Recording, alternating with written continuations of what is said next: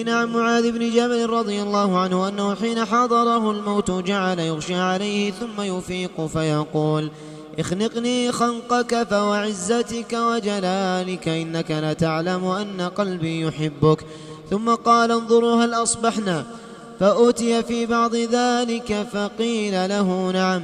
فقال: اللهم إني أعوذ بك من ليلة صباحها إلى النار. ثم قال: مرحبا بالموت، زائر مغب، حبيب جاء على فاقة. اللهم إنك تعلم أني لم أكن أحب البقاء في الدنيا لغرس الأشجار ولا لكري الأنهار، ولكن لظمأ الهواجر وقيام الليل في الشتاء ومزاحمة العلماء بالركب عند حلق الذكر.